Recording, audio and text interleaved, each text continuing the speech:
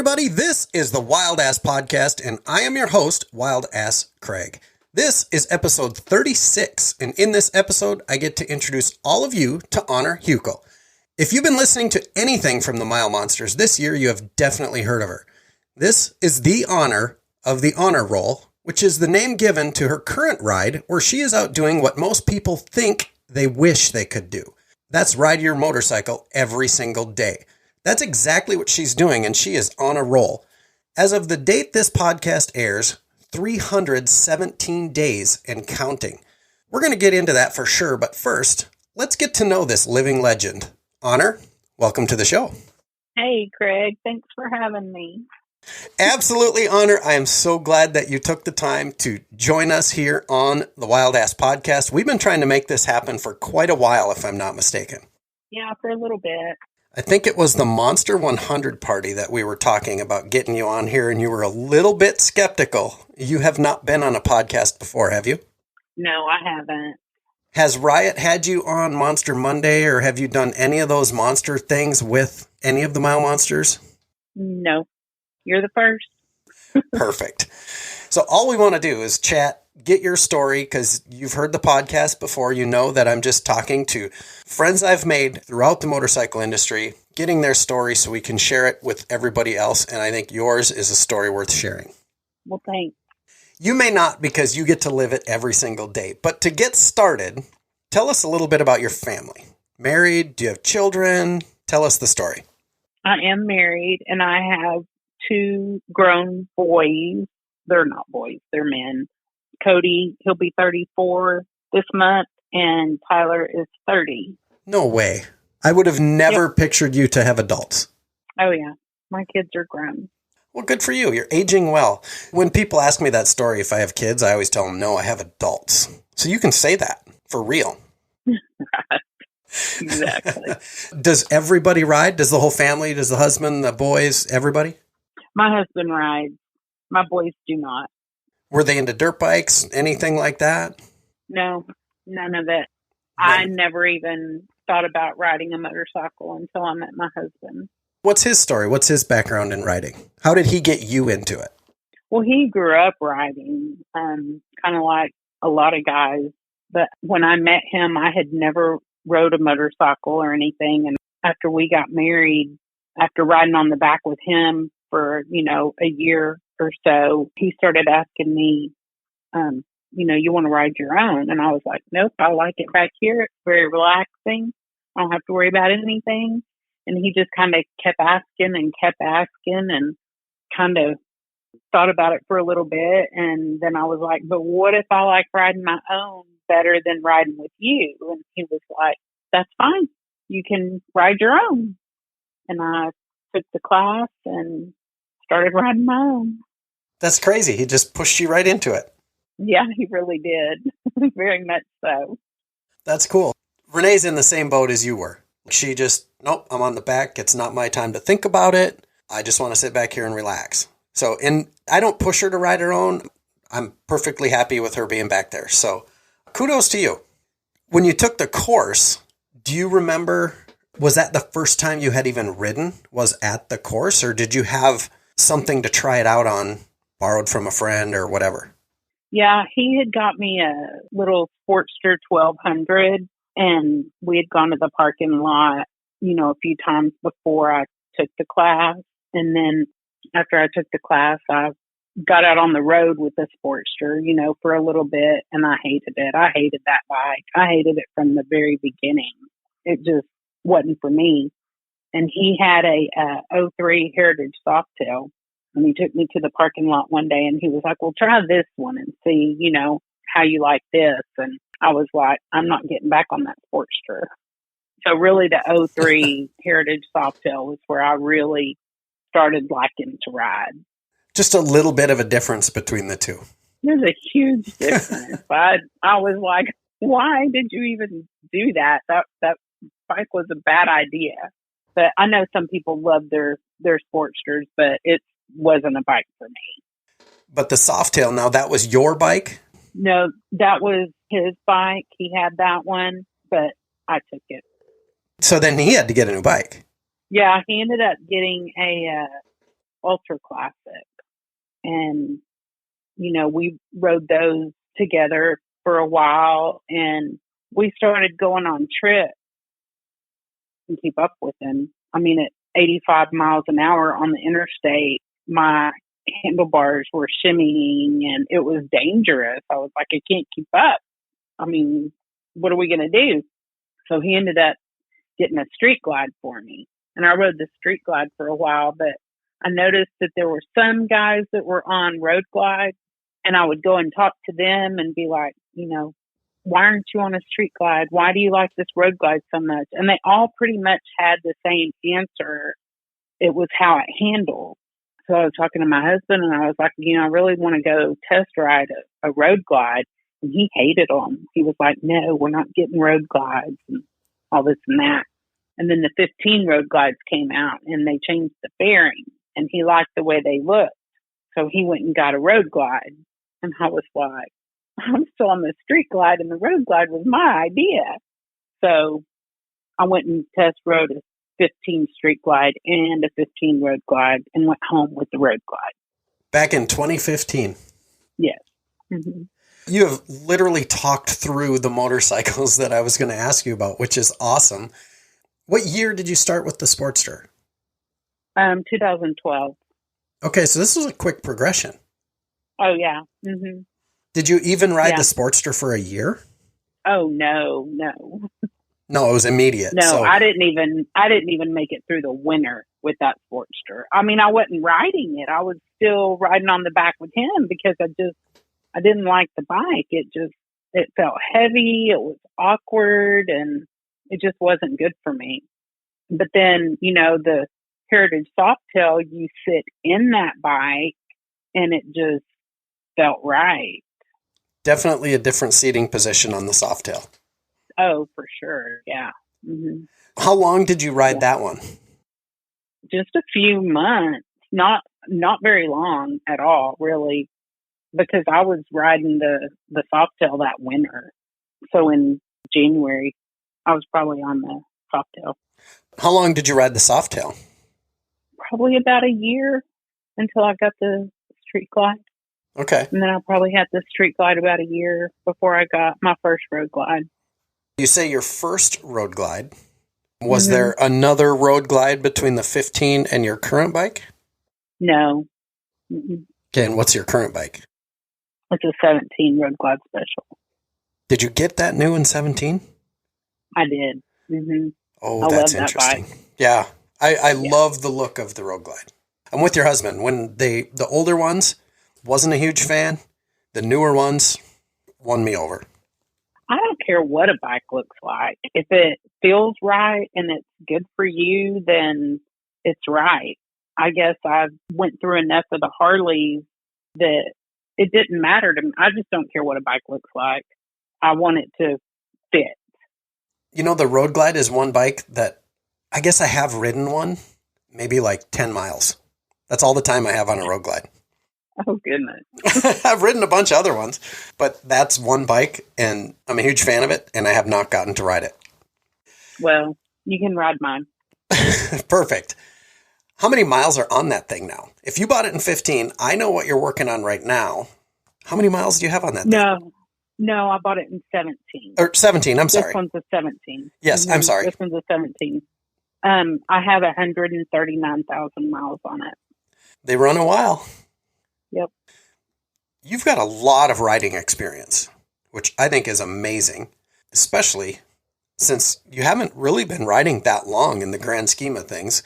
So how did you put on all these miles? Like when you got your Softail, now obviously you live in Texas, so you have a considerably longer riding season than I do in Minnesota. But when you had the Softail, you had it for about a year. How many miles, do you remember how many miles you put on it that year? I don't. Okay, or even the Street Glide? No, I don't. I know that I had just under 50,000 or right at 50,000 on my 15 road glide. That's great. And that's because you bought it new. Well, you got your Street Glide new too, right? No. Oh, okay. So that would be, that would make sense. And it's funny that you don't know your mileage. And I think that's like, I don't either. I have no idea how many miles I've ridden. You see these guys that have these hog patches and they know how many miles they've ridden since they first got out of diapers. I wish I would have kept track. Are you the same? I do have patches, but I don't know where I'm at with it because I don't know. It's cool to hear somebody else that does not really worry about their miles like that. No, it's not about the miles. I just like to ride. That has been made very clear to me since I first met you, which actually, if I'm not mistaken, was over the phone. Yes. When I was inquiring about a Wild Ass seat cushion. Yep. You were calling about a cushion, and we can tell this story. You had a competitor's product, and you're like, what's the difference? And we narrowed down which one you had. And I said, to be honest with you, for the money, keep what you have. You will be fine. If you have any issues with it, that's when you'll call me. Right? Am I remembering that correctly? And you said, you know what? Because you told me that, I'm going to order one. Come to find out, you also didn't have the one that we thought you had. So then you made the right choice. Right. That is correct. Yeah. I mean, if a guy is going to be that honest and tell you not to buy their product, I've got to have it. Oh, that's awesome. And that's just the way we do it. So anyway, when you got that 15 Road Glide, you started riding. You love riding. You got a bike that feels right. It feels good. What kind of riding were you doing? With 50,000 miles in a couple of years, you weren't just riding back and forth to work. So when you guys would go for rides, where would you go? What kind of riding were you doing? Well, when I got my 15, our hog chapter put together I think it was called the Texas tour. And one of our hog members it was called Famous Towns of Texas. That's what it was. So they had mapped out, famous towns like Miami, Detroit, just different names like that people know about but aren't associated with Texas. Sure.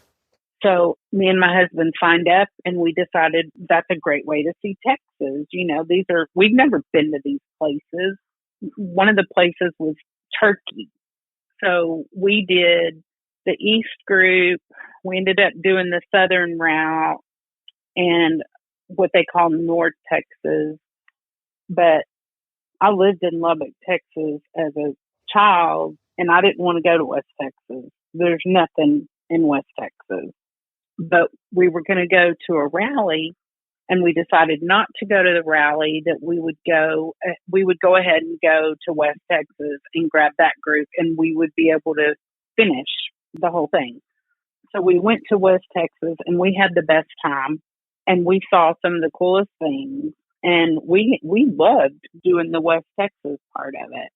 So that year, I did 10 or 15,000 miles just in Texas, seeing Texas. And it was really cool. To me, that's crazy because up here, we don't get that kind of mileage. Yeah. There's a few people that do, obviously, but that's not normal. So 10,000 miles is a really good year. That's probably a really good year anywhere, but to do it all in a state and in a part of the state that you didn't want to see is awesome. Yeah, we were really surprised about going up to West Texas. It was fun. Part of it was probably timing too, the time of year that we were there, because there were just different things in bloom and stuff like that. But it was cool. I was glad we did it. I bet. And that was all in 2015? I believe it was 15 that we did that. So you did that, got to explore parts of the state. Where did it go from there? Mm-hmm. We go to a gathering called Shark Week every year, and it's the Road Glide National Rally. I'm familiar with it. You are? Mm-hmm. Okay, cool. So you don't have to ride a Road Glide to go. You can ride any bike you want.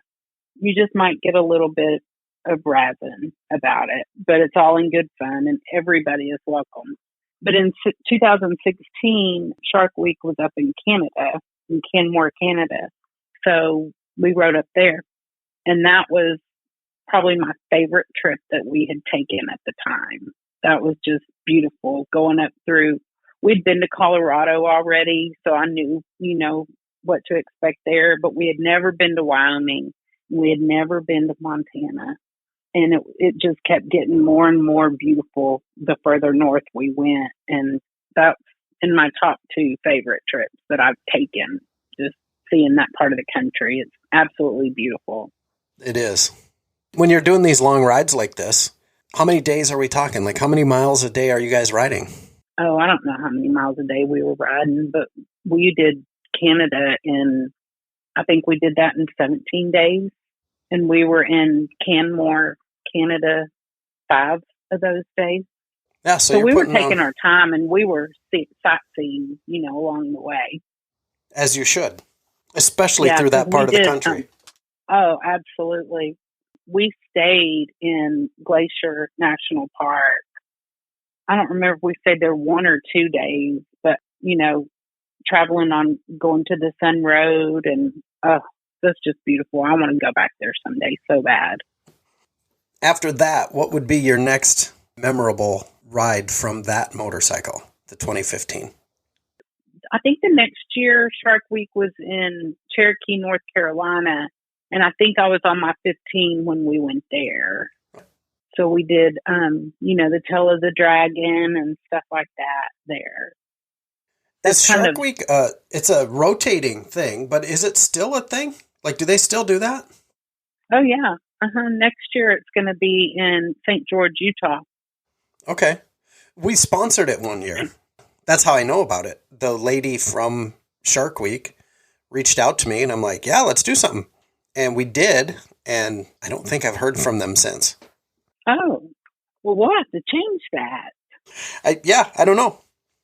Yeah, it would have been Tracy that contacted you, yes. I'm sure. That's her name. Yeah. And what makes that event stick out to me is I got a handwritten thank you card. Yeah. And whether it was from her or not, if you watch my Wild Ass Wednesdays closely, it's in there. It's up on the top of my desk. Maybe, oh, really? Yeah. Maybe when I go to my next Wild Ass Wednesday, I will point it out. I'll show it to you. Okay. Okay, cool. No, whoever won that cushion, that's who it's from. Because when you win your item, you get the thank you card with it, and you are supposed to write them a thank you note and then give the note back to Tracy, and she will put it in the mail the next day. That's cool.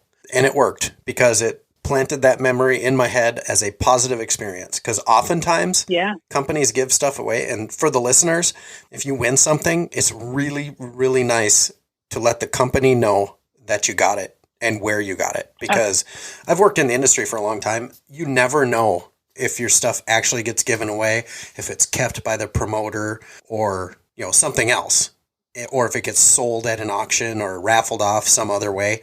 It's really cool to get that thank you card. So the way she did it was phenomenal. If you guys win anything or you get anything anywhere else from a manufacturer and you don't pay for it, send them a thank you card or a note or an email, or just make a post, private message them through their social media, please.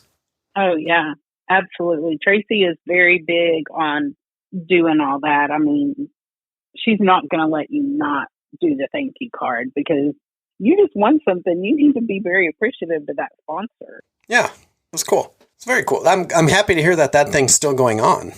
Mm-hmm. Absolutely. That's good. You should come, St. George, Utah. I can't wait. I love Utah. When is it?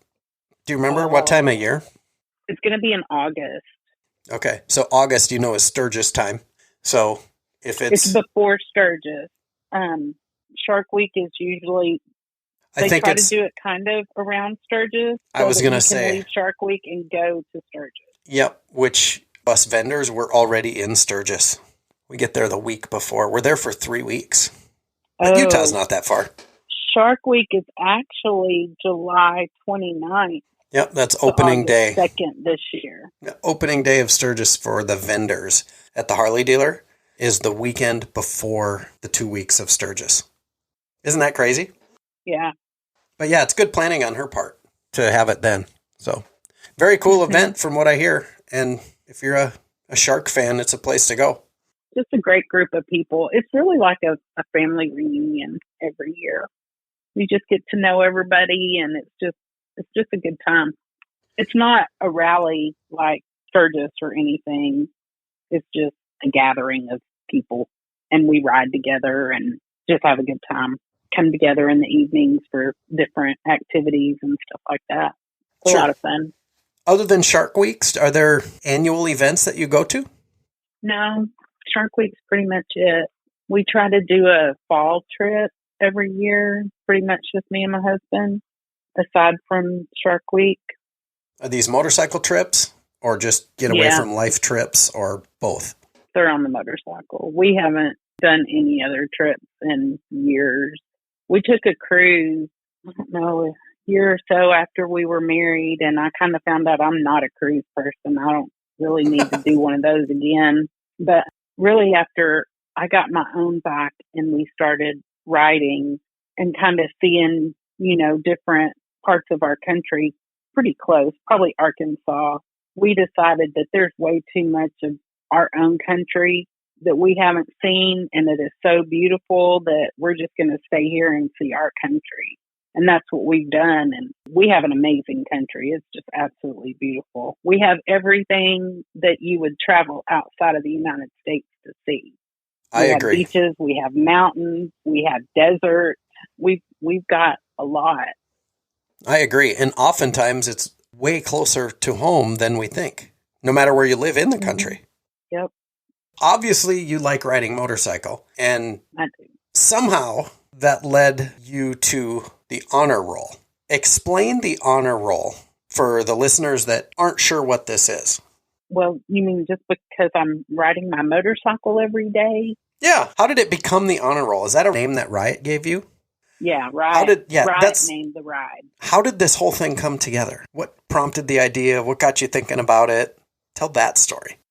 Well, there were a lot of different people doing iron bets to raise money and awareness for mile monsters. And I've done iron bet, and I thought, I can do an iron bet, but for me, doing an iron bet is not challenging. It's not very hard for me. And I was thinking, what is hard for me? Well, I rode my motorcycle every day in 2019, and it was hard. And I never thought that I would do it again, but it just kept popping in my mind, what the boys do every day is hard. What's hard for you? And riding every day kept coming up. So I reached out to Riot and said, hey, how about if I ride my motorcycle every day in 2023? And then, of course, he was like, yeah, sure. But I wonder if he had doubt in his mind because I didn't know Riot very well. So I just started riding every day. And he had already named it Honor Roll and, was promoting it for me. And I'm over 300 days now. So I'm, on the home stretch of it. And that makes my anxiety high because now I start really getting nervous about, well, crap, what if I miss a day? What's going to make me miss a day? Well, there's not a whole lot. I can't think of anything that's going to make me miss a day unless I'm in the hospital because not every day is easy to get on the bike and ride. I mean, I've been sick, my back's hurt, whatever. But on those really hard days, I just think, well, this hard day is nothing compared to what the boys go through. I can suck it up and get a ride in. Right. And that's something I just have to explain my comment in the intro where I said people think they wish they could because I think everybody like, man, I'd love to ride my motorcycle every day. It's a great idea until it's not. So you guys also are doing these it's a week, right? So we can ride a week with you. It doesn't mean you're riding to Texas, come with you, but wherever you live, the second week of the month, you can log your ride every day with Honor, and you get a reward for that. All through the Mile Monsters, search it there.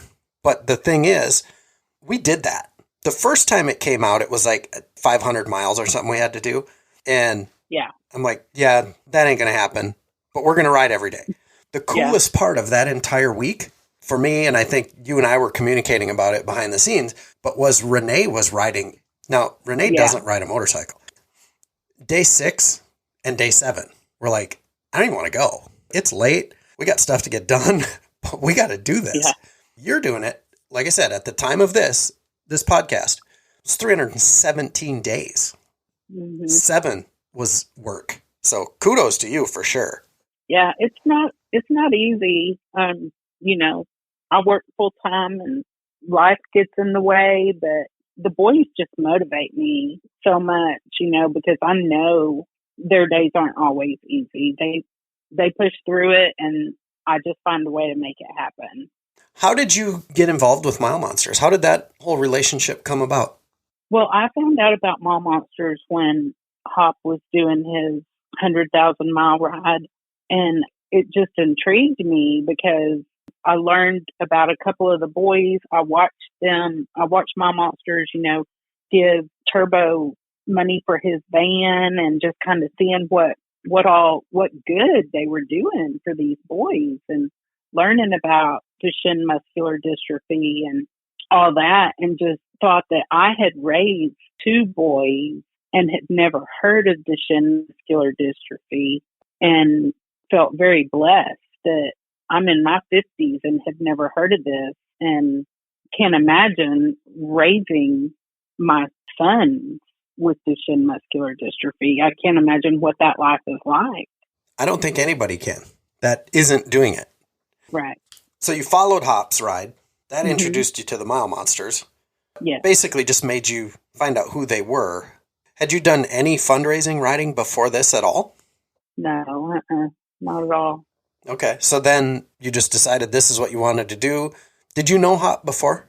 No, I actually, Carol Burt, he has suspended by Smarty. He does the Olean shocks, and he was taking care of Hop on his ride. And I'm good friends with him. And he, I knew that he was taking care of Hop's bike and everything. And he said that he was going to go to Houston when Hop crossed the finish line. So I was like, well, I want to go because I've been following him, I'm like, this is so cool that somebody could do this, So we went down there and watched Hop cross the finish line and all that. And it was, it was really cool experience. And just kind of kept following along and thinking, what can I do? Just watching people on Mile Monsters, raise money and spread awareness and all that. And just kept thinking, what could I do to help? And that's how the honor roll came about. Yeah, pretty much. Now, you started the year not only with the goal of riding every single day, but you also had a pretty lofty financial goal. Yeah. I didn't realize, it was going to be quite that large. But, go big or go home, right? That's the theme. And you did, it was $10,000, right? Yes. Uh-huh. You've already surpassed that, if I'm not mistaken. Yes, I did hit my goal in October, which I was very glad for. Definitely. Congratulations on that. Did you change the goal now? Like, are we going for more? Are we going to try for time and a half? There's 2 months left, 12,000. What are you thinking? Well, I don't think the goal has changed on the account. But yeah, I want to keep it going, most definitely. I'd love to see how much more can be raised before the end of the year. Yeah, definitely. It's very cool. Right hasn't given me a new amount. Take the wins, right? Yep, exactly. Throughout the year, like you said, you've had weather, you've been sick, I think you kind of answered this question, but one of the things I had is how do you stay motivated to keep riding every single day? Because there are days where, I don't even have to ask the question, but I know there are days where you're just like, oh, I don't want to do it today. I just want to take today off. What keeps you moving? The boys, they don't get a day off from having Duchenne muscular dystrophy at all. They have it every single day, and every single day they're aware that it's there. So I don't deserve a day off if they can't take one. Great viewpoint. I made a commitment to them, and I fully intend on keeping that commitment. They don't know I made a commitment to them, but I did. Great motivator. You had mentioned now is the time where you're getting close to the end, where the anxiety starts to build. You start to get stressed. What if? Being in Minnesota, we have weather to deal with. And we already had snow on the ground. Down there, I know you get your crappy seasons.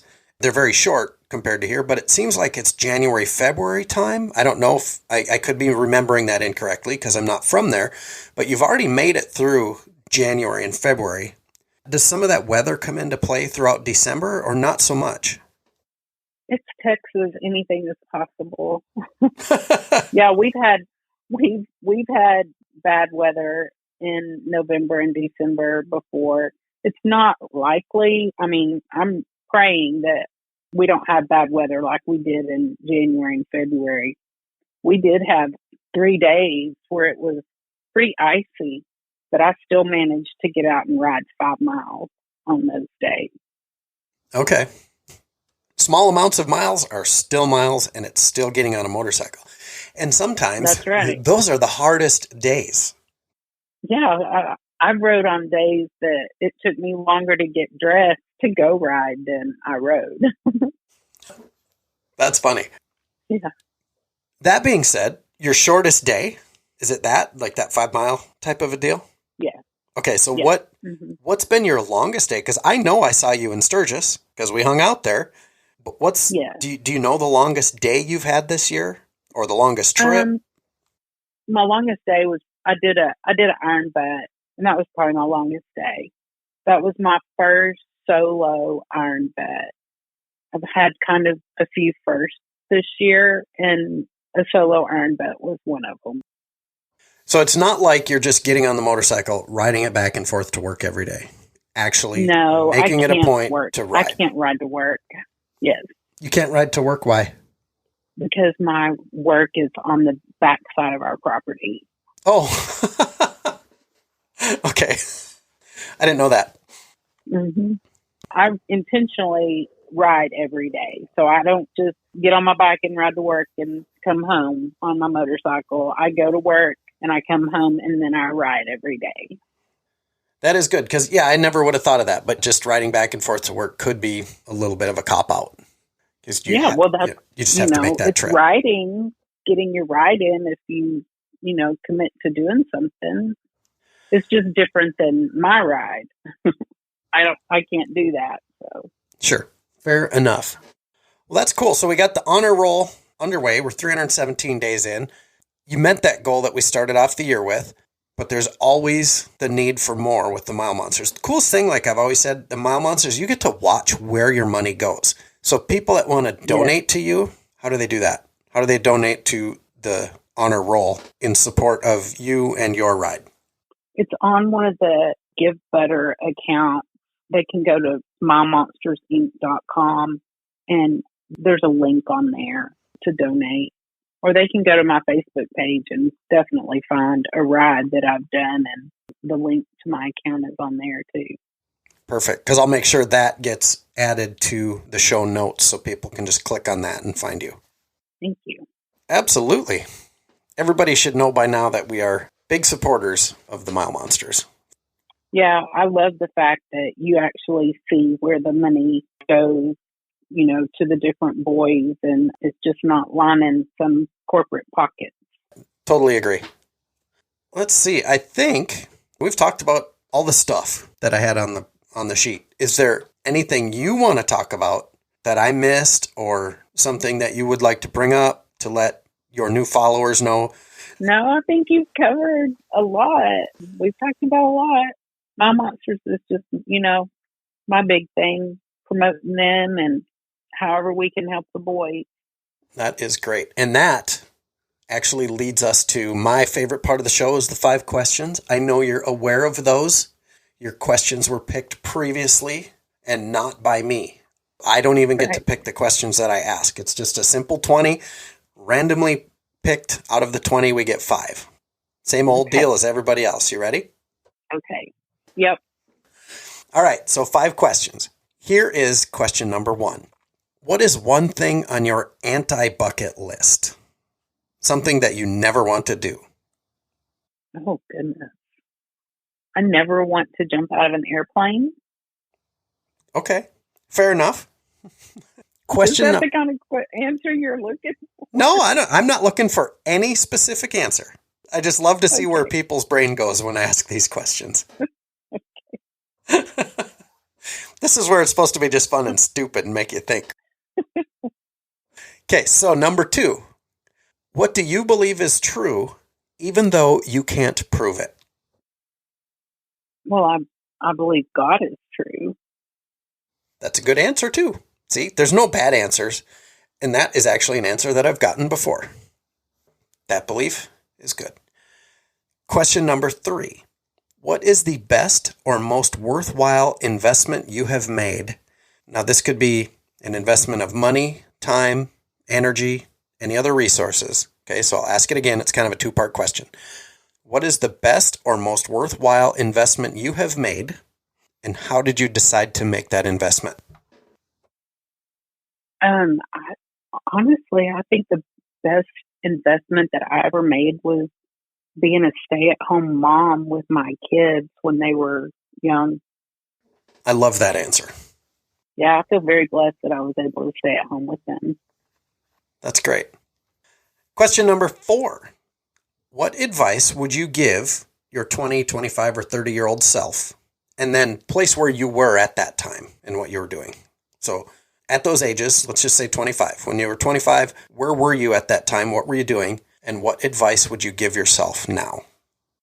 Well, I was having my second son, and oh goodness, I got to think about this for a second.